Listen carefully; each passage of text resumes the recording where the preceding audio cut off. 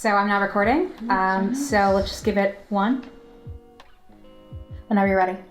H-O-T-G-O, yo. You spelled it wrong. I know. You spelled it. How did you spell it wrong? I spelled that wrong. It's H-O-T-T-O-G-O. Oh my God. You guys ever see that video where the girl is like, she's at like a Costco or something? She's like H-O-T-D-O-G-S $1.50. Yeah. Actually, that's really good. I love it. I like it. Wait, where are you putting it? H-O-T-T-O. In any case, welcome back to Catching Up with Catharsis. We are now going to be covering book 2. Woo! Yay! Hello, we also got the whole gang. So, I'll start us off. Hello, I'm Marina. I torture my friends and they thank me for it. Wow, you make that sound so much worse than it actually Joke's on you, I'm into that shit. Exactly, my point. is kink shaming. Hi, I'm Jillian. I play Lilith Blackwood in the campaign. I also took overly detailed notes for all of books 1 and book 2. I then stopped doing that because now we have actual recordings, which I am now currently editing and posting to YouTube and whatnot. Woo! Hi, I'm Mary, and I play Aster, and that's it. And that's all they asked her. Oh my god. But Marina, leave. But it's gonna be my Okay, I'll go back to the basement. I'm a little scared. I was sitting next to you when you did that. Oh. But I'm Milori. I play the lovely Gwilla. And yeah, honestly, she's helping me grow too. Yes! love it. Also some physical symbolic growth because moss. I'm not gonna lie, Gwilla's actually probably one of the characters that is the most like me. Mm-hmm. So if y'all say you don't like her, excuse me. You can fuck right off. Right. And last but not least... My name is Zoe. I play Paeris Cindervale. Hi, Zoe. And I exist, just like like you should, dear listener. Yeah.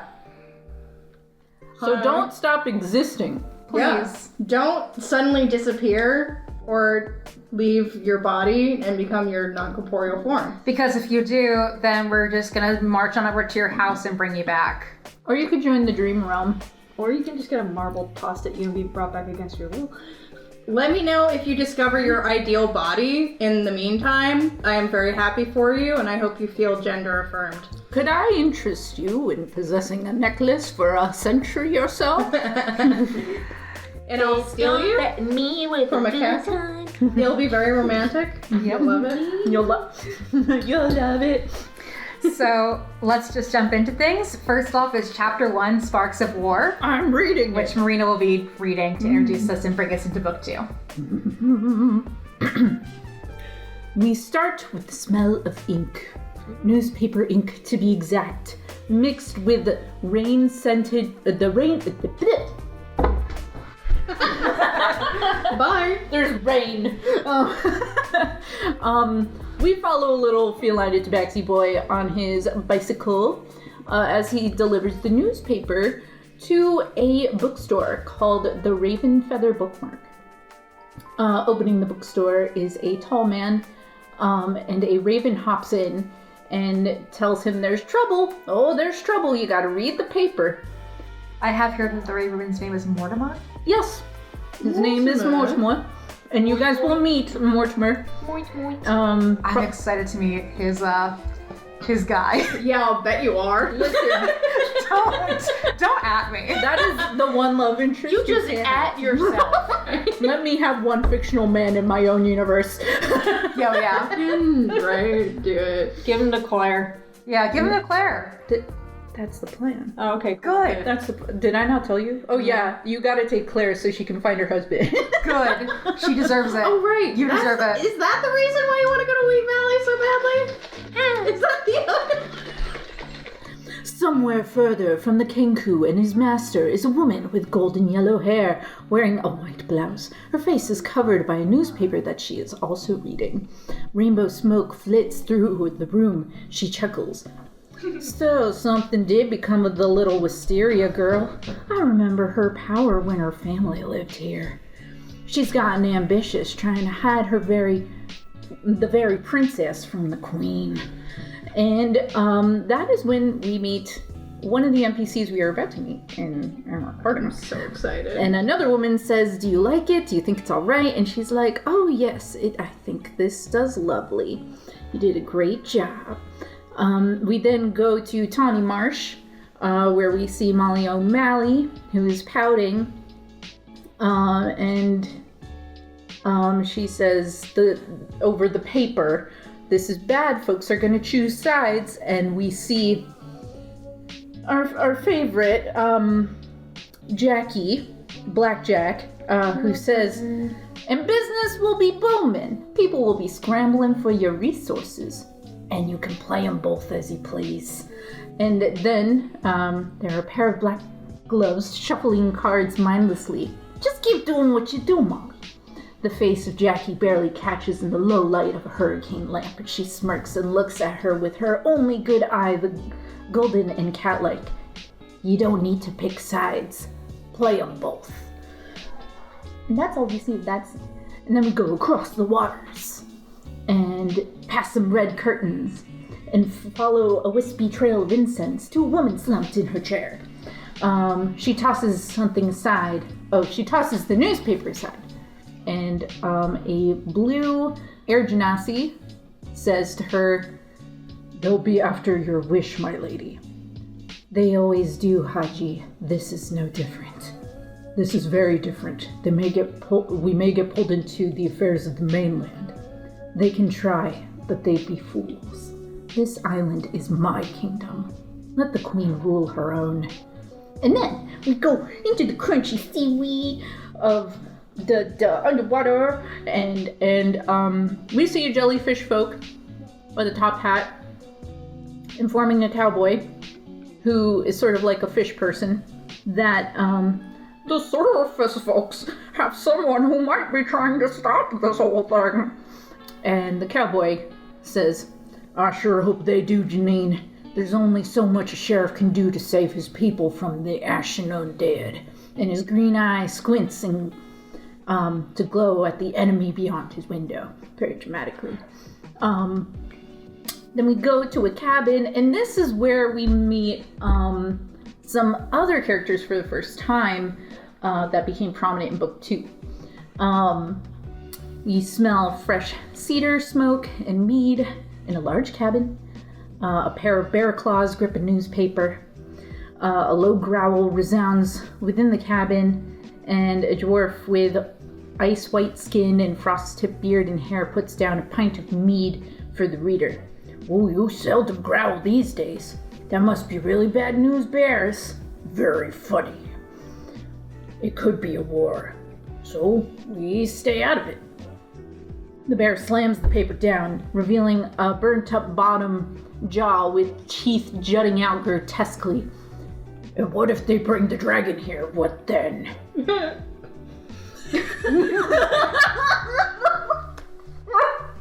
Oh. Hindsight, guys. Hindsight! The foreboding squeak in This the is background. all my fault. I'm just the worst, and that's okay. Yes, it is, because she's your girlfriend. Yes. Hey! It's okay when you got K! Yeah. It's okay when you got K! Oh my god! Shall we keep moving? We do nothing. Shylock will protect us from any threat. And what if fire melts ice? We then smell brimstone. Clank, clank, clank. A smoldering dwarf pounds a new project. She wipes her brow. Bloom. The dwarf turns to a woman entirely made of citrine, another NPC that became prominent in book 2. Wearing a golden crown and a golden dress, sauntering into a workshop with a paper in hand. The smoldering dwarf lifts her goggles to reveal her orange glowing eyes, like headlights in smog. Her wispy black smoke of a head sort of spirals with her movements. Oh, hello. What are you doing in the workshop? Aren't you afraid of getting your nice dress dirty? Not today. And she tosses the paper down on the anvil. Bloom picks it up and begins to read it. We are going to get pulled into a war. Maybe not today, maybe not tomorrow, but soon. And then when that happens, I doubt Ivory Pines will take the same side as Dragon's Earth. Wink, wink, nudge, nudge. Joke's on you. No. I mean, a war would suck, but I don't understand why. What I am saying is your little relationship with the Frostling may not be beneficial. It may only hurt you. Bloom presses her lips together, her nostrils flaring. You can be mad at me all you like, stepdaughter, but I will say, I told you so when things don't go the way you hope. Your father learned that lesson when he... Don't talk about Mom! You're right, it's not my place, I'm sorry. As much as you don't think I may care, it would pain me to see you get hurt. Don't worry about me. You got more important guardian stuff to deal with. She puts her goggles back on and goes back to work, pounding harder than before. That's a sentence I wrote. You gotta get that stress relief. Under the rush of a waterfall. We see Nanami playing with the baby dragon. Woo! Baby. And they're having a good time. Getsume is reading the paper and then almost spits out her tea. Everything all right? She wipes her mouth with a napkin. Nothing. I'm just amused. This paper says here there may be a war brewing. Don't those idiots in Lavender Fields know we've been at war? That twit Marigold probably doesn't want the Queen to know she plans to overthrow her. And of course the Queen is buying it for now. Lady Getsume? The pale tiefling looks to her. Do you think our friends are going to win? I hope so, Nanami. But Lilith very recently made things more complicated, and that will put restrictions on how I can help them. LOL. Ha ha ha, we'll see how long it lasts. I know, that lasted for how many in-game days? Till Nightmare Moon. Probably, yeah. Not very long. No, I meant Lilith made things more difficult. Oh, again, yep. Spoilers. You're a troublesome little thing. Why did you even hire us to do this? Why did we get hired for this job? No, we're not even getting paid. We got a cool badge and that's like it. And you know, a second life. I got brought back to life and all I got was this dumb bag of holding. And a cool arm. Yep. Thank you. Yeah. And a ghost dog who was already mine. What? Andromeda. You got Andromeda back. Oh, I thought you meant already mine, like as in belonged to Lilith. Lilith And I was took the like, dog. No, that's not my what I meant. Of course not. Lilith's stealing people's dogs now. Wow, this is low even for you. Ouch. Too close to home now, friend. Too close. First you murder someone, now you're stealing dogs. You're the people that the adults warn their kids about. Maybe Tried to Sidra steal is my like dog, the I good guy did. all along trying to stop Maybe us. you're the bad guys. Maybe we're actually the bad guys. Maybe you're actually... Are we the baddies? Am I the drama? I don't think I'm the drama. I'm sorry. Yeah, that's basically what happened. Oh, is the ship ready? Yes, my lady. Good, I'll write to them. Blah, blah, blah. We now go to Mayor Carefulfoot, and he is freaking out. And he says, what's going to happen? What have we done? He's a very incompetent mayor, if you haven't noticed. Then we go to Deidre. Your Majesty, some bubbles come up from the ruby red surface. The newsletter went out today. I brought you a copy. Something round rises from the surface, half face bobbed out of blood. One vibrant purple aster for an eye comes out. Basically, Sidra comes out of a pool of blood and she's naked and it's cool, and then she gets dressed by vines and they put on her like her black robes because she's like edgy and like it's cool. And like Deidre and her have a little bit of a tiff where Sidra's like, you'll do anything for me as long as I continue to make your dead wife a new body. And Deidre's like, yeah, you're so right. I can't really do anything because I'll do anything to have my wife back, even if she doesn't want to come back. because my wife is my horde, and I am a dragon. And Which is and metaphors and all that, and is problematic. These are all such statements. You also think it's a metaphor. Oh. She doesn't covet jewelry. She doesn't covet anything else. Just Isabetta. I just want my wife. I just want my wife. That is all she wants. That's got us. Okay, I'm gonna shut up. You gotta love a good troublesome toxic gay. I do. I actually do. No lie. So yes, Deidre reads the end of it, saying, "Let this be the sparks of war." Roll credits.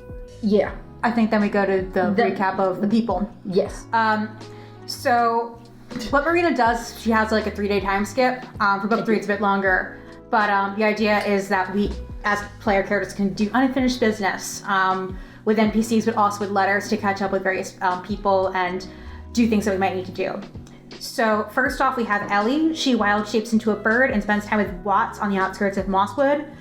For those who haven't listened to the final podcast episode for book 1 or haven't heard it in a while, Watts was affected by the curse and he is quickly deteriorating, and Ellie feels pretty guilty about that. The reason why she feels guilty is because he got the curse back in session 3 of book 1, because you guys went through the Aster house and he tried to fight off the witches to keep you guys safe and escape with May. Right. So that's how that happened. And then at that point, I have here that all she really wants to do right now is just look towards finding a cure and a way to fix her sister. She then writes 3 letters, one to Sidra, one to an unknown recipient, although we find out who that is a bit later, and one to Dr. Enola Requiem, requesting a copy of her father's research notes. Enola writes back telling her that Ellie's letter gave her hope that she hasn't felt in a long time, and she looks forward to saving the world with her. And she also includes a full list of curing ingredients for Ellie to collect as the party travels across Catharsis. Sometime later, Ellie also receives a letter addressed to Lady Aster, and Ellie does not tell anyone about it, much less who it's from. Lilith catches up with Toshiro and contemplates how a new revolution can succeed where Metamorphosis failed, then experiments with designing a symbol that people can rally behind, and then she tags it in an inconspicuous spot in Mosswood, which is something that I realize I haven't actually followed up on since. Yeah. Because people were like, yeah, let's not do revolution, and I was just like, okay, let's not rock the boat too much. Which all worked out in the end. She's doing things in her own way now. I think she still has that in her, but in any case, she then writes letters to Jackson Hanlon. First, she receives a letter addressed to Auntie, sealed with a copper bullet, and Jax admits that he's happy to hear how Lilith's fighting spirit was passed down in a positive way, but that it's very hard to write about his own past, though he offers to share the story with her over drinks. Hanlon gives Lilith a hurried response, but he's relieved to hear that she's doing okay, and he tells her that he loves her. Lilith is also relieved to hear that he's alive, and that his mysterious companions are also still alive. Isn't it nice to know he was alive? But come closer so I can say that to my face! No. By day, Lilith spends most of her time with Atticus, and by night she travels to the dream world to visit her new patron Aislinn and to hone her dream casting abilities. The sooner she can save her loved ones from Zephyr's wrath and help them heal, the better. Meanwhile, Paeris and Kay get up to various couple shenanigans, usually with Butch at their side. In a moment of downtime, Paeris' mind wanders to their friend/former lover Riot, and they write saying that they're so happy to hear that Riot's alive and that they hope that she's okay getting everything. They then receive a letter addressed to Sexy, and the contents are incredibly flirty, but beneath the innuendos, Paeris notes that there's a lot of sadness and regret. Clearly their death hit Riot hard, and Riot is also very conflicted about the news that Lilith is now back to life because she played a critical role in Lilith's death because Lilith died by saving her. At that point, we go to Gwilla. Gwilla contemplates all that's happened since her resurrection, and she realizes that she needs to become a stronger cleric to support the party, find a cure for the curse, and ultimately find a way to communicate with Prospero directly. She tells Wick her plan, and then begins to study new spells with him. She then starts to do a lot of drawing, especially of things about her life with Val, and she includes them in a letter that she sends off to him. Val receives it, and it's about how Gwilla is so grateful for her new friends and her relationship with the Wild Mother, but nothing can quite fill the void in her heart that his death caused. She writes, "You weren't just my dad, you were my best friend, and I'm not upset about your past. I just miss you and wish you could have trusted me." She also admits that she felt like a burden to Val and that she sacrificed her life to free him from that burden. She ends the letter with, "I may not have been the best daughter, but you are the best dad. I'll protect them all. No one has to die any longer." Val and Hanlon have a moment where Hanlon is just kind of like done with Val at this point because he's just being, he's just very frustrated about the fact that he's not contacting Gwilla. Yep. And then Hanlon is just like, "I'm not going to say anything to you because you've said it all yourself. You need to write her back." He did. Yep, he did. So the party then regroups at Wisteria Manor, where Abel waits for copies of the paper, and the headline, which is "Mosswood disappears, rebel kidnappers threaten to ignite the sparks of war." It's concerning, and people aren't super happy about that. And they read on, they realize that the author has branded them as vile kidnappers. The article then ends with a tempting offer for the public, which is that any citizens who offer up news of Beatrice or May's whereabouts will be granted immunity in wartime by the Morning Queen herself. The article does not mention anything about the 2 runes that they've destroyed. Beatrice puts down the paper and notes that she's now the most wanted woman in the kingdom. Claire then pledges to protect her and May with her life. Paeris appreciates her resolve, but is more concerned about the party's safety. Lilith sees the free press as an opportunity to rally people against the Morning Queen. The rest of the party is very ambivalent about that and isn't quite sure if that's what the world needs right now. Claire tries to step in and mediate and says that maybe they can start some sort of revolutionary rebellion movement once the parties gather more allies. But right now they have to be careful because a lot of people in Mosswood are opposed to the war and to the sacrifices they've had to make to stay safe and to keep the party safe, and as well as Beatrice and May. The party then hugs May and Beatrice before heading to Mosswood to recruit Kay and Wick, who, out of the game, we chose to join us for this next leg of the campaign. Yeah, we do a thing where they pick the NPCs for each sort of book or segment. Arc, yeah. To which point, I wrote this down, I love this line. "Don't die," Beatrice tells them. "I can't bear to lose my first ever friends." Oh. Kay is super excited to be joining them. Burst, Wick's brother, is not happy that his brother is joining, nor is he happy about Kay joining. Ellie, of course, shoves him into another room before a conflict erupts, and Burst is just, he hates feeling alone, Ellie realizes, and he admits that his greatest fear is that everyone will die in the impending conflict, and everything that Wick did to save him and Nani will have been for nothing. Ellie then gives a really nice little monologue about how everyone could die, but she can't do anything about it, and you have to have hope that it won't happen. He then remarks that she sounds just like Wick. And Ellie kind of confides in him, her own concerns about this situation, but says that she will not under any circumstances give up May. They then have a moment where they kind of admire each other a little bit, or maybe it's more Burst admiring Ellie, especially because she was willing to listen and give him a chance when no one else would. She then promises to keep Wick safe. Maggie greets the party, and they have a little moment there. Gwilla notes that maybe everyone can find closure. And then there's a few little things that happen, none of them particularly important. Lilith tells Atticus and Paeris about the fact that she's been practicing dream jumping, and says that the first thing she's going to do is try to stop their nightmares from Zephyr. And then Lilith just has a moment with Paeris and tells them that it's okay to let others in and to not be so closed off. At that point, Gwilla looks back toward Mosswood, cloaked by magic, and walks toward Watts. And at that point, this scene was sad. This was tragic. This was a sad scene. A purple bird perches on his shoulder. Note that the bird is purple. The bird is purple and is on his shoulder. We get it, it's Ellie. But she doesn't notice Ellie.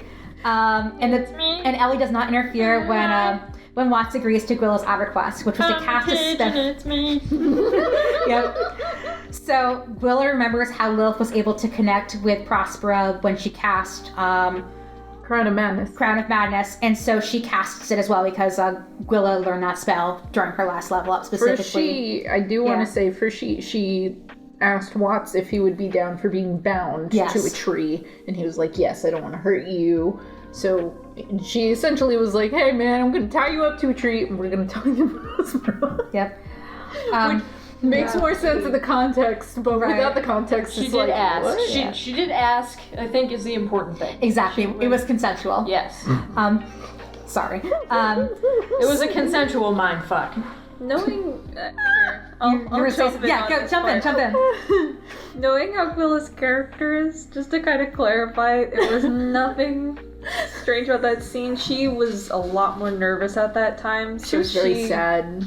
She was still struggling with her depression. Yeah.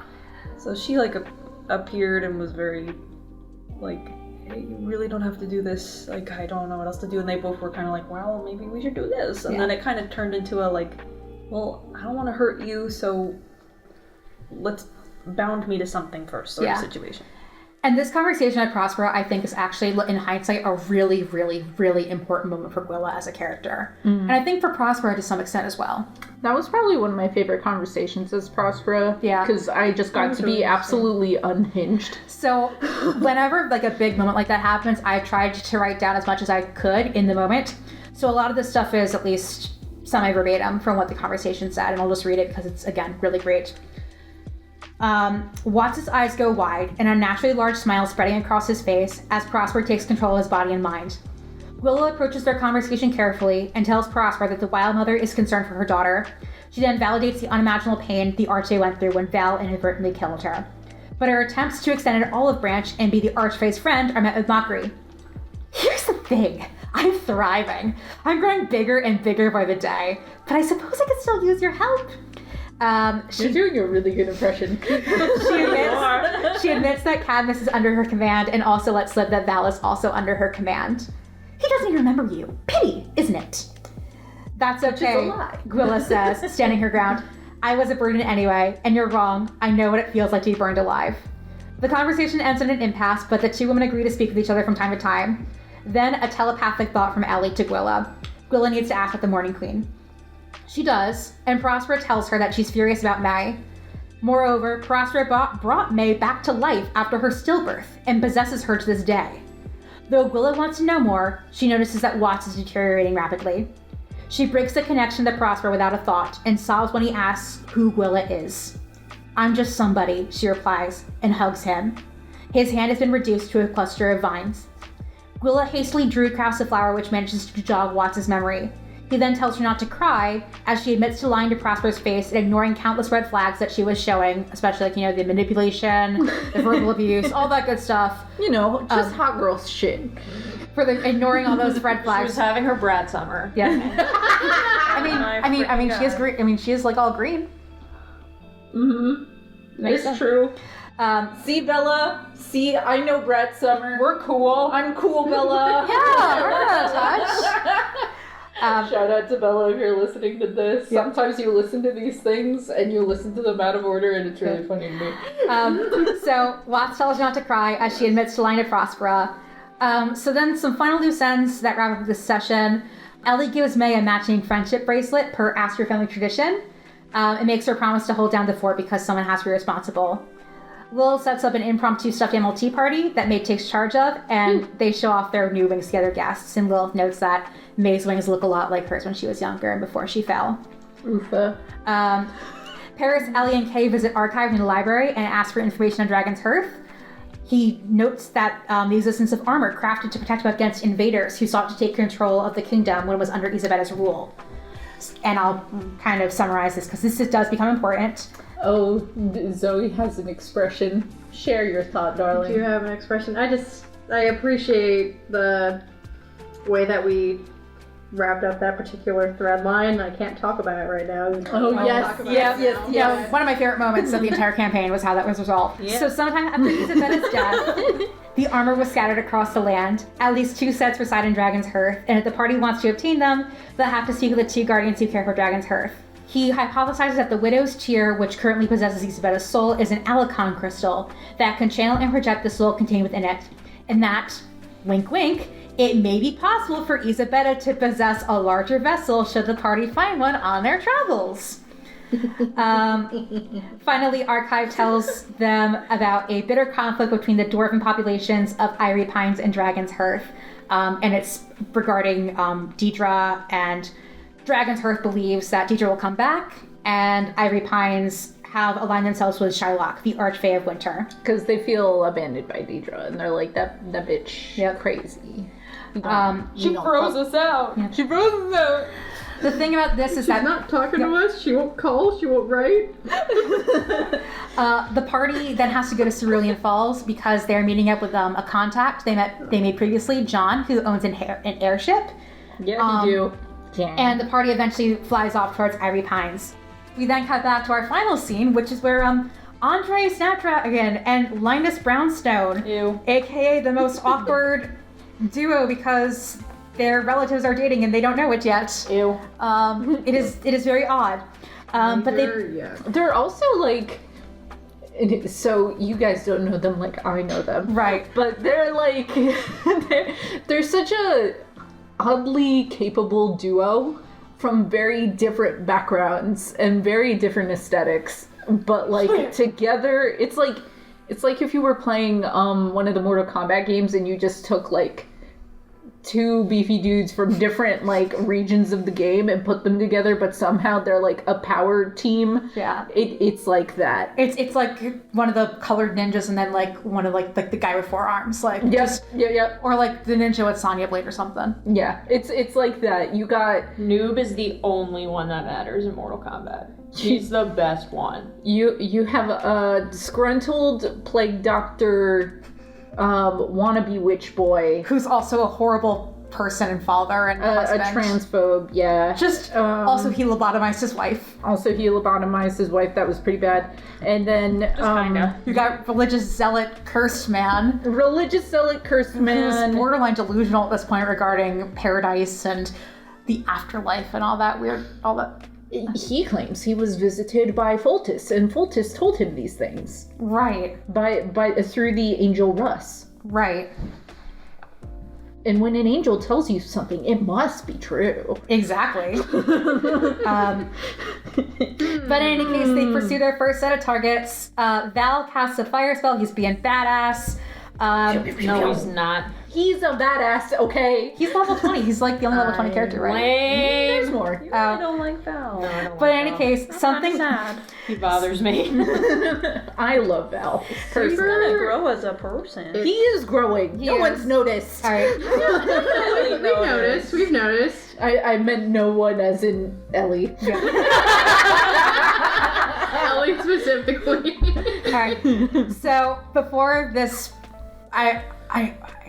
do I call it a dick measuring contest? Just like, hey, my fireball's better than your gun. Oh, yes, no, we do. We do call it a dick Everyone's like, you can do it. You can do it. The power of Celine is with you. And then Life's like, what about my big my bastard sword? Isn't that's also very big? No, it's not a sword. It's an arm. He got a big arm. Oh right, he got a plant arm. His stupid ass dumb big arm. Right. That makes him walk like this all the time. Because he's just Kaneda from Akira or Tetsu or whatever. I don't even know what that is. You ever seen the anime guy with the red cape and the giant monstrous looking arm? Nope. Okay, I'll show you later. All right. But in any case, they're interrupted by a flash of silver shooting through the sky. Stark white hair flutters around a pale woman's face, her umbrella slowing her descent. I believe I'll be taking the wizard, she says. Oh, great job. Val looks at her in awe. Who are you? A pair of white... He's British too. Yep, a pair of white wings sprouts from her back. Dr. Enola Requiem, at your service. And that is the end of chapter 1, which means that we're at chapter 2, Skywell hunting, which I believe, Mary Jo, you wanted to do? Oh, I don't care. That was just the one where I did the thing, but I'll read it if you want me to. Let's do it. Okay. Alright. The session begins in Paeris' recurring nightmare, but this time Lilith appears. Oh boy. The dream continues as usual, with Paeris' family and home being burnt away, but they manage to find all the objects to open the door. I want to note that was super fun. It was our first dream escapade, but also kind of rough because we were both rolling terribly, if I recall correctly. Yes, you both were rolling dunk. It was like, I'll fly and I'll get you. We'll get out of this, like... And then the floor broke. And then the floor broke, and then we tripped, and then we fell, and Zephyr's like, ha ha ha. Great. And he had his little, like, creepy little butterfly thing. What's that? I don't know. Accurate.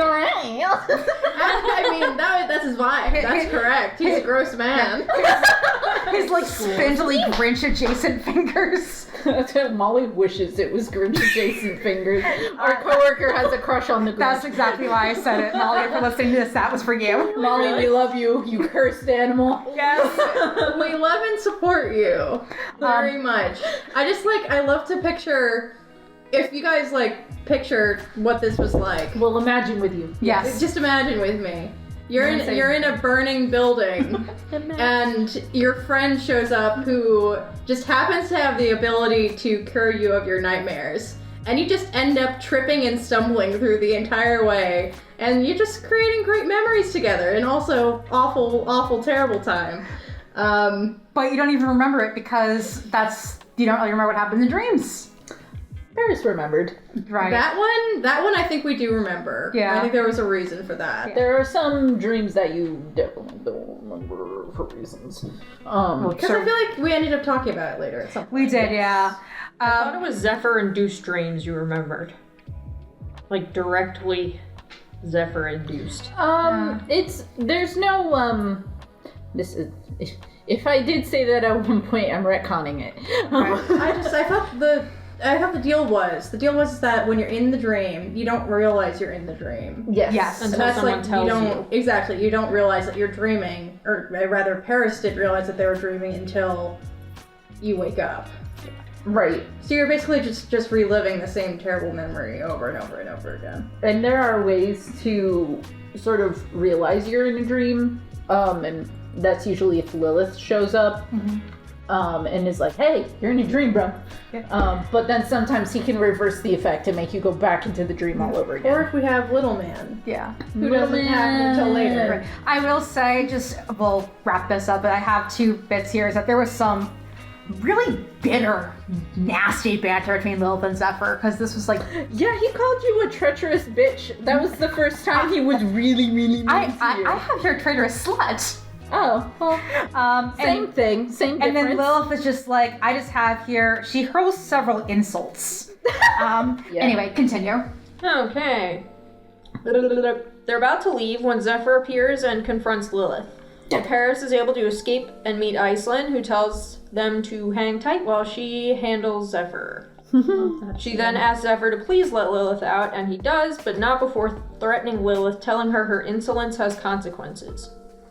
When will you learn? When will you learn that your exes have consequences? Oh yeah. And then Eastland's like, thanks, big brother, bye.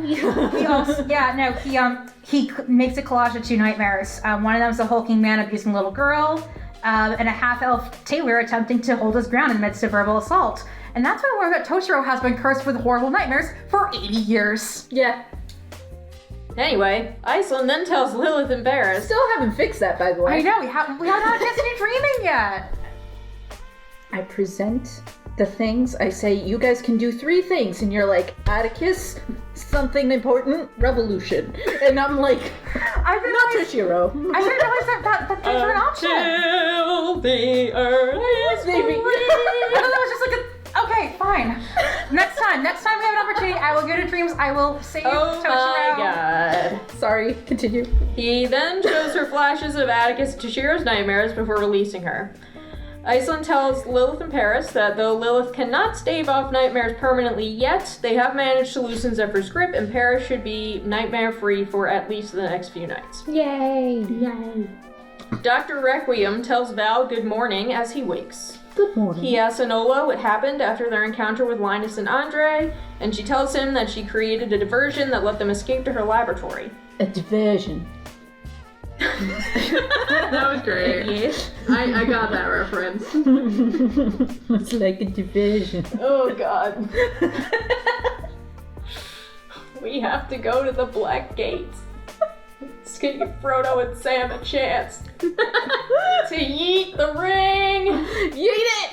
I fucking love the Lord of the Rings, you guys. It's good shit. Why did you bring that up? Now I'm like, It's a division. it was a diversion. Right. Why did I think that was a reference to Moana? I have no idea. Legolas says that in Lord of the Rings. I just saw it as a meme. Does the giant crab guy say it too? Yeah, the giant crab Moana was like, Yeah. oh, you covered it with like bioluminescent algae. It's a division. Yes, that's what I was quoting. Oh, is that what you were? Oh, Yeah. I'm the insane person here. Anyway. And we were all little ones. I was I mean, we thinking wouldn't be at about this table. the part where Aragorn's like, we gotta go to the Black Gate, y'all, and Legolas is like, a diversion. Which is like the only thing he says in that whole movie. But anyway, so Enola creates her diversion that is definitely not attacking the Black Gate. Woo. Hanlon says he tried talking to Linus, but failed to convince him to see the error of his ways and feels deeply guilty for how his son has turned out. Then, with Hanlon's permission, Enola injects Majesty with the cure. She then screams as the plants fall away and flesh regrows. Dun, dun, dun, dun. And this is the first time we see. Actually, this is the only time we've seen the cure do a thing Yeah. so far. Yes. John wakes Ellie, who fell asleep watching the stars on the deck of the ship, and they wake the rest of the party. Shortly after, Paeris spots a distressed Stormcloud sky whale from the crow's nest. My best acting. Sky whales are so fun. Story, yeah. As well as another flying ship, and urges everyone to hold on as he begins to approach. The ship has red sails and is captained by a Captain Maverick, who John knows as a sky whale poacher. Dun, dun, dun, dun. Lilith frees the... Sorry, go ahead. We love Maverick. Maverick, it's David Bowie looking one, right? Yeah, she's great. Yeah, she's great. Except she's a fucking poacher and kills defenseless whales, But she whatever. shows her cleavage. Also, she's a great part. She's a character that appeared briefly in a previous campaign that was cut short and was done far too soon, and then you brought her back. I will return. I do want to know her. I'm not gonna lie. She's great. She's great. I I want will to know return. more about her. I'm sure you do. It's not like that. You'll see Anyway. her in Tony Marsh. Anyway, there are sky whales to save. Okay. Lilith frees the whale from Maverick's nets with an Eldritch Blast, causing the whale to descend rapidly, unable to float. Unable to float. Ellie grabs the wheel and dives quickly, managing to situate the ship under the whale, who lands on the deck. They shortly realize the whale is in labor, and Gwilla comforts the whale as Ellie acts as midwife. A snowy was baby crazy. whale. That was crazy. A snowy baby whale is born without incident. The party then arrives in Ivory Pines and are walking toward a security checkpoint when a small voice shouts, "Uncle Paeris?" Dun dun dun dun! And that was such a cliffhanger to end on. That was so fun. I think Zoe, you're like on the verge of tears having that happen. I was on the verge of tears because this whole time, like, I and Paris both had thought that their family was dead, like gone. In the like- backstory you wrote, I had nothing to do with this. They killed just your own wanted family. pain. Yes, it's true. I did want pain. Wanted pain? You kinky bitch. No, You dove in front of a magic missile. I did. I just thought, I didn't really know what to expect, and I wasn't expecting that, and I was delighted and scared, and yeah. And then you found out your teeniest nephew was alive. The Yeah. teeniest. It was Elliot. And I acted my fucking heart liked him. out. In like, both acted and also was legitimately in tears. Yeah. For this next chapter, I want to just preface that this had a guest star in it. I don't know if she would want to be mentioned, so I'm not going to mention her name in real life. Right. You know who you are. Thanks for playing with us that one time. And I'm happy to read it if you'd like. Yes, go for Oh it. yeah, go for it. I'd be the fourth narrator. Please, Yes, please do it, join do it. us. Okay, I'm ready on your guys' cue. Go. Well, this chapter is chapter 3, Unky Paeris and the Dragon's Heart. So, guest starring as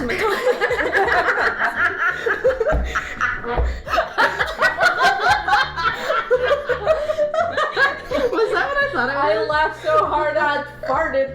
My butt laughed. That was so good. Better out than in. My words farted, then you farted, then okay. Exhausting. It was just all around good I shit. really hope that stays in. You scared my dog. I'm sorry. No, you didn't. She's Sophie, fine. find us in the future. She's an old gal. A flashback from approximately 15 years earlier shows Matthias, a dragon-born child around the age of 15, who is part of the Wild Wanderers clan, along with a young Kay, girlfriend, Our girl. She's great. We love her. in a wheelchair. Yes, because listen, it's representation's important. It is. No, it is. I'm just like, look how far she's come. I know. She's got metal legs now. I know. I am so happy for her. But continuing from there, there was another Dragonborn also with her called Deet. We learn that Matthias's best friend River was recently lost to the curse and that he is very sad, but is doing his best to focus on Deet and Kay, who he has been tasked with watching over. As he is the oldest and nearly grown, and while they are playing, Matthias hears something in the woods. It turns out to be an undead river. Oh, gasp. But Matthias tells Deet to run with Kay before he blacks out. He wakes up. Matthias' girlfriend who disappeared. Yes, for clarity's sake. Yeah. Sorry about that. And just to clarify here, Kay is next in line to lead the Wild Wanderers, I believe, correct? Yes. Okay, so yeah, so she's next in line, but Matthias is kind of a bit of a mentor to her and to Deet. And he tells, Kay asks Matthias what makes a good warrior, because she wants to be prepared to succeed her father, because she knows that that is exactly what she's going to do growing up, and that nothing will interfere with that goal. Right? Only one of you knows the truth. But in any We've done our own little role play on this. but then he tells her that being a warrior doesn't just mean being strong, it means looking out for other people. And Kay's like, yes, that is true, and I'm going to internalize this for the rest of my life. Forever. Alright, continue on. As a child. Right. Well, taking off from there, Matthias. He wakes, later to find himself somewhere extremely hot. River asks him questions under torture, telling him just to accept the curse so that they can be together again with Prospera's help. Matthias refuses, and River removes his heart before burying his body in ivory pines. Dun, dun, dun. Oh man, I feel like the little sloth from the Croods. But Death does see Death, and Death promises him that his life still has value, and that while he is dead for now, his story is not over yet. Nay, you weary folk who wonder. Next we see Val, Hanlon, and Enola. And Majesty. Majesty too. Majesty has woken up. She's also there. She is. But she cannot see and has lost all but one arm. Whew. Okay. She says her name is Penelope Calliope Aster. Quite a name there. Sidra's cousin, and states that she remembers everything. That she deserves the curse because she attempted to assassinate Sidra and accidentally caused her to miscarry May in the process, causing Sidra to begin the curse in order to resurrect her child. Enola tries to convince Penelope that there's hope for a cure, but she doesn't really believe it until the doctor brings up her new partnership with Ellie. Enola then states that she knows someone who is very good at creating artificial limbs and that they may be able to help Penelope as well. Paeris is greeted by their new nephews. I'm sorry, who was she talking about? Atticus? No, I think you clarified it wasn't. It's not Atticus. They have somebody in Catharsis City, because Riot and those guys have their own folks. Yeah. Gotcha. Oh, well, even I A didn't whole remember that. other set of NPCs you have yet to meet. Ooh. So excited. But jumping back in, Paeris is greeted by their nephews, Elliot and Quinn. They have an emotional reunion. Yes, quite.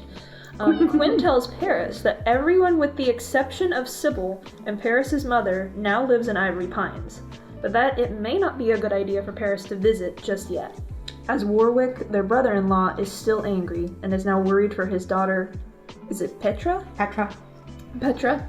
who has also gone missing, along with the person hired to find her, a dragonborn called Deet. Nah. And then Kay, a girlfriend, recognizes the name. Every time you do that, I just lose my shit. I don't know why. You're like the babe. That is partially why I do it, because I like to see you smile. Yes. Oh. Exactly why I troll all of you by being all of your partners. And then teasing us about being obsessed with our partners. Yes. Well, Because I'm like, ooh, you have a crush on not me? aww, it's wholesome. He's very awesome. He's very cute. But yes, Kay, girlfriend, recognizes the name as a childhood best friend and states that they have to find them. Just then, Ellie and Paeris stop a strange white deer who leads them to a small pine tree before splitting seeds. Oh, that's an interesting sentence. Oh, spitting seeds into Ellie's hand. That would have been... Oh yeah, the deer was like, bleh. Oh yeah, that was fucked up. Oh, same, man. I'm dead.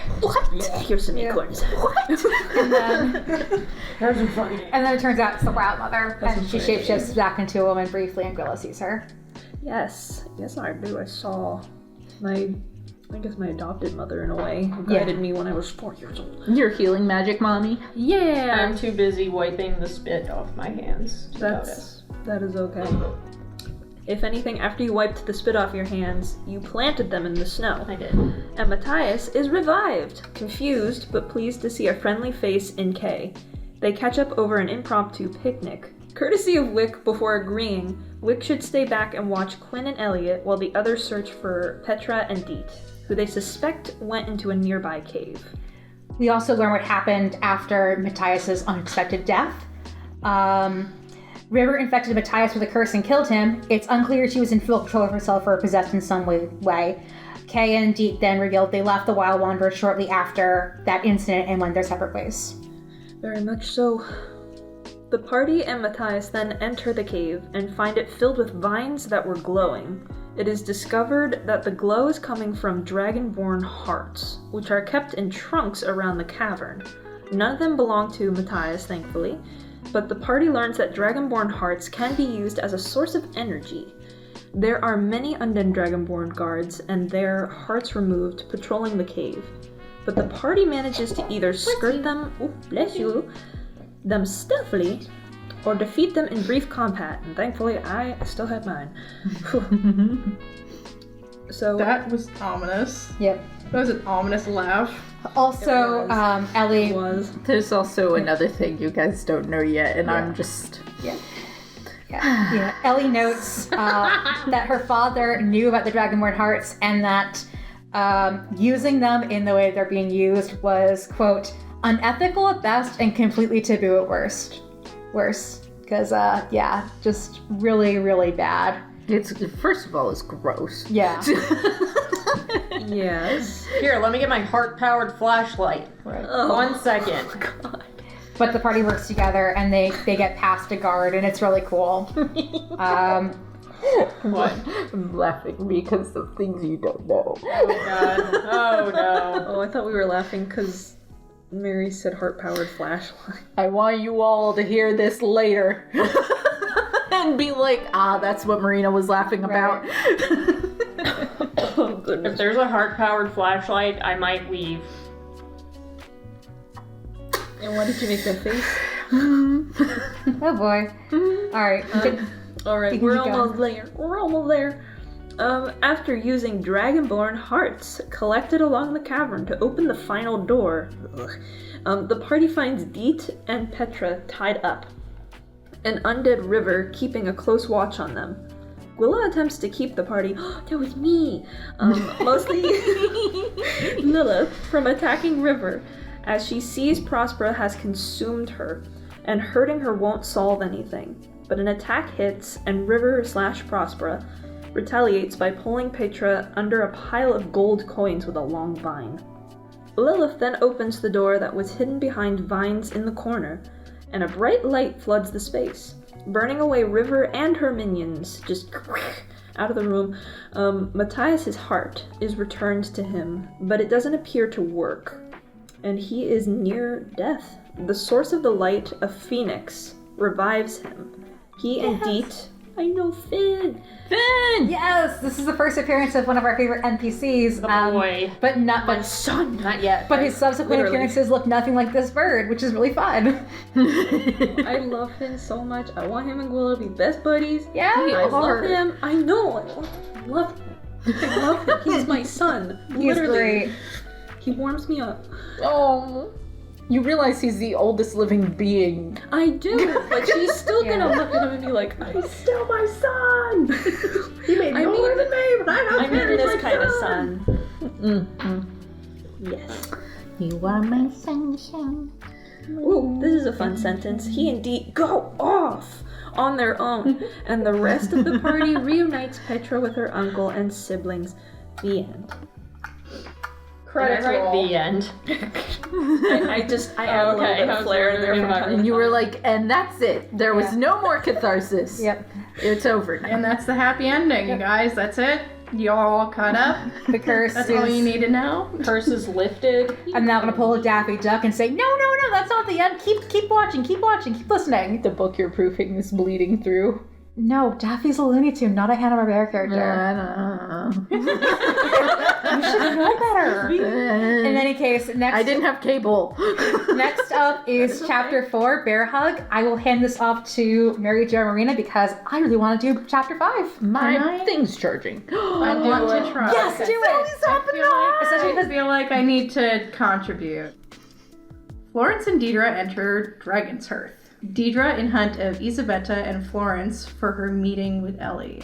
But the party doesn't know that. Right. That letter that we mentioned earlier, that Ellie wrote to that anonymous person, it was to Florence. And Florence responded that, let's meet. Which is interesting that Ellie organized it, not the other way around. Yep. Do what I want. I'm just saying. Eyebrow wiggle. Maybe your friend should be sussy of you. Do what I want. And Deidre also makes an interesting comment here that they'll find Isabella, but at the same time, she wants to make sure that they're not going to hurt any more villagers than necessary. Which is interesting, given her past and what happens later. Oh my god. The scene changes to the party inside the cave where the Phoenix heals the party. Matthias leaves with Deet. The Phoenix gives the party items in thanks. Paeris gets a feather that allows them to take on a fiery form once per day, which I love, though it can only be used 5 times, which I hate. You've done 3 times, I think. Maybe. Yeah, I have it knocked off on my sheet somewhere. Yeah. Gwilla gets a phoenix flower that can cause significant damage when used. However, it only has 5 petals. Lilith gets a phoenix-shaped ocarina that can resurrect a downed ally when played. Rad. It is made of a fragile porcelain and will break after 5 uses. Ellie gets a scroll that she cannot read. But I still cannot read. It appears blank to everyone It else. appears blank to everyone else. I have not figured that out, and I have not forgotten about it, and I'm angry that it hasn't come up again. Actually, Have you consulted anyone about it? not since Dragon's Hearth. Exactly. And it felt like I didn't want to be like, excuse me, I would like to find out where this scroll is. Do it. I didn't want to interrupt. We're about to get to your alias. Oh. Yeah, but yes. We should definitely put a note in that and explore it more as we go on. Yeah, I'm gonna do that for a bunch of Ellie. things I brought up because there's some things I've forgotten.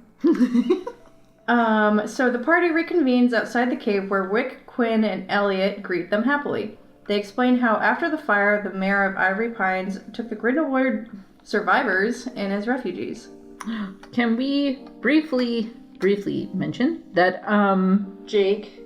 Jake, State our Farm good friend Jake, all the way from England, From State Farm? stayed up way too late know, in for his like country 3 a.m. or to whatever. play Wick for an evening and make Wick British. It was the one time Wick was so British. good. Yeah, it And was honestly, I prefer him this way. I just can't do it the same. There's also, I have here, just heartbreaking but also very sweet. The first thing that Elliot says when he sees Paeris exit the cave with everyone is, "You didn't die again." Oh. Because he notes to Wick when they play, which is a great moment. The last time my Uncle Paeris went exploring, bad things happened. And Wick says, but they have more experience now, they're stronger now, they'll be okay. Oh, that's such a good moment. Yeah. Oh my gosh. Good job, Jake. Bless. Does Jake listen to this? I hope so. I know sometimes he messages me and he goes, I want more.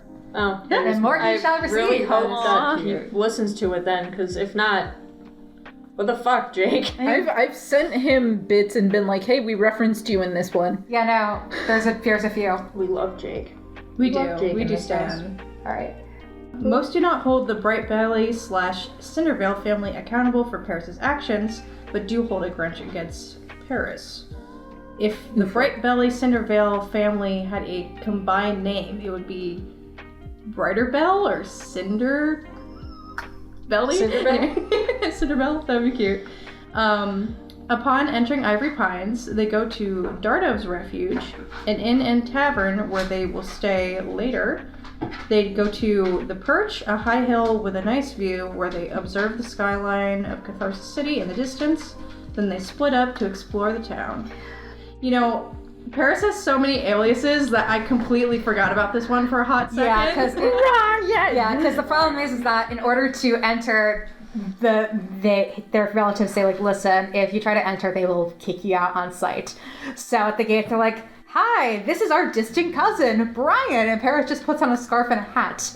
And it works. And nobody questions And it. nobody questions it. Just like their face is like vaguely covered with the scarf and with the hat on top. But- and I decided to be like the spine from Steve Power Giraffe and just be like, "Grrr." But you can also still see How dare you. the very distinctive bright belly colored teal hair. Yes, that's true. But they're still like, yeah, distant cousin, you're not Paeris. you know, I am a rogue. Very true. I am very Well, sneaky. in their defense, they were goat folk, not halflings. True. They didn't know. Because the halflings are refugees. Yes. Either way, somehow it worked. Yes. Ellie and Gwilla discuss the Morning Queen and how Gwilla's goal is to sway Prospera to the party's side, but she isn't sure what to think about her methods. Ellie then admits to Gwilla that Sidra is the Morning Queen. Ooh, the first time she admitted it to anybody. Ellie makes her promise not to tell anyone else, fearful that they will be angry at her and think she's a turncoat. Poor Ellie. Gwilla tries to Gwilla tries to convince her that telling them is the right thing to do, but Ellie remains adamant that the Morning Queen's identity remains a secret. Ellie agrees to help Gwilla redeem Prospera and Sidra without violence in whatever way possible. Meanwhile, Lilith throws a marble and asks to see what happened between the Morning Queen and Zephyr. She sees a scene of Zephyr briefly speaking to a rainbow rose floating in a glass cloche? Like the little dome. The dome Yes, thing. did I didn't know pronounce that right? was- Cloche, yeah. Or cloche, I don't remember. Yeah, that's the term. That's what it's called. Yeah, the little glass dome. I love Today I that. learned. Hot. Hot girl things. Hot girl things. Floating in a glass cloche, but he leaves as soon as a young woman in a wedding dress enters the room. She whispers encouragement to herself that it's just one night and to black it out. Oh. Oh yeah, but this was a... This was no. Remember what he said. I remember what he said. Yeah, no. Remember what he said. Yeah. Oh, wait, we have it. Is he? He says, I have it here. Cadmus turns to the woman and leans in until their faces are mere inches away. He doesn't expect her to love him, he explains, but perhaps they can learn to tolerate each other for the sake of their marriage. After all, this is a business transaction, and he tells her that, he says, oh, please, it's no fun when you're not into it. Mm-hmm. Which is him saying, yeah, I'm not going to set consent. I may be a genocidal maniac, but I'm not going to do that. I have some But standards. I draw the line. Right. I might cause genocide. I'll rip a bitch, but We don't stand, but at least he doesn't hate women and isn't a misogynist. Yeah. Cadmus enters the room and says he has a gift for the bride, then reveals Lord Tiger Lily. I wonder how this goes. The bride recognizes him, and Cadmus confirms that he is the man who killed her family and had a thing for your mother. Sus.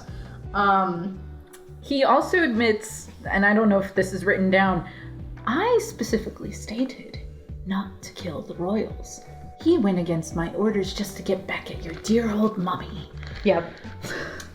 And for that, he's on my bad list too. He's on your hit list.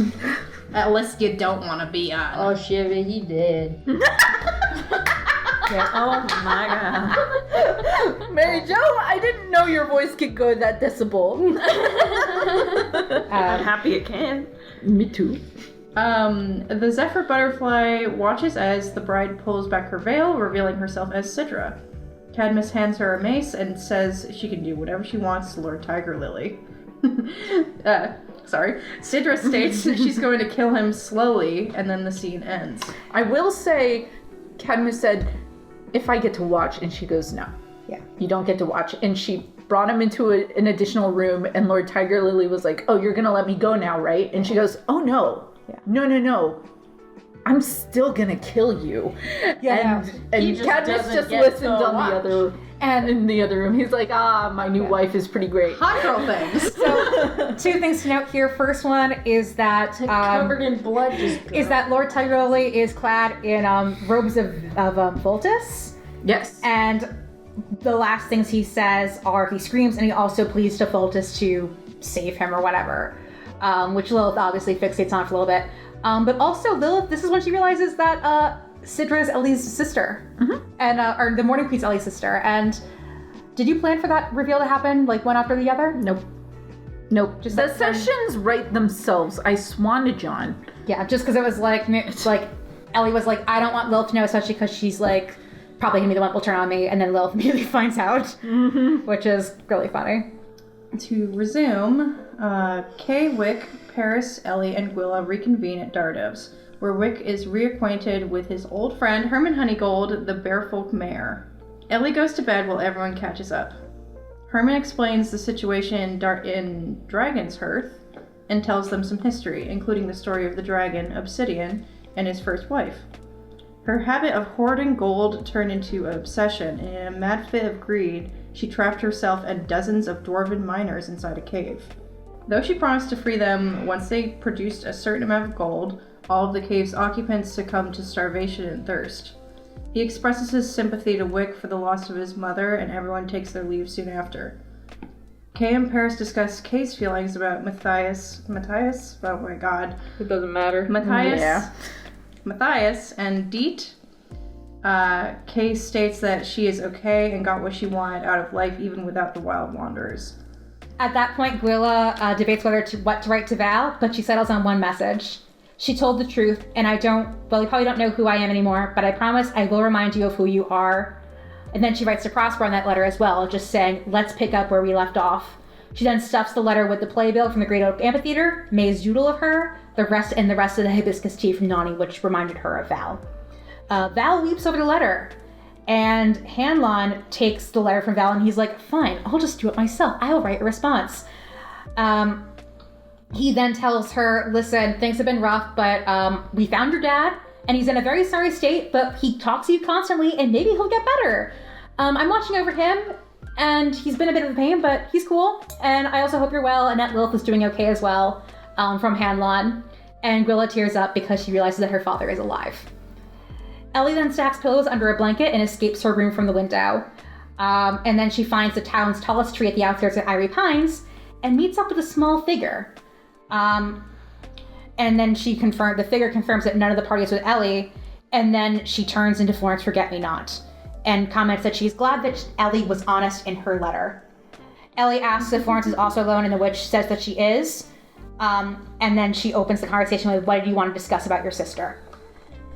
At that point, Ellie is worried about Sidra's current condition, and then she clarifies the truth about the party, that Beatrice and Claire had nothing to do with it, and that Death was the one who brought them back. Ellie doesn't know why they were brought back. Florence is also a little bit skeptical of all that. But Ellie notes that, Florence notes that she doesn't have a family anymore, but the witches have become a newfound family, and the Morning Queen has become a mentor of sorts. Ellie is quite different from Sidra, Florence observes, adorably modest. Ellie then tells Florence that she wants Sidra to know that May is okay, and that she should stop looking for her, and that she'll make sure that they're reunited eventually. Ellie then admits that her primary concern is keeping May safe, and she's not sure if breaking the runes is the best course of action. She's also not sure about the party's motives, especially Lilith. And Florence makes a comment about her being revolutionary and whatnot, seems they have some past history there. And then Ellie says, I'm not going to let anything happen to my sister. and I'm almost afraid to say it out loud, but I'd do a lot of things to make sure nothing happens to her. Florence admires her devotion, but notes that it may well be her undoing. Ellie then asks Florence for more details on Prospero, and according to her, she wants to create a paradise like Catharsis City, a place with no more suffering, no more pain, and no more death. A place where we'd all be one with nature forever. No more dick either. Ellie counters by saying that death is a part of nature, and she grows more and more belligerent as Florence kind of rambles on a bit, in a way that's a little uncharacteristic of her.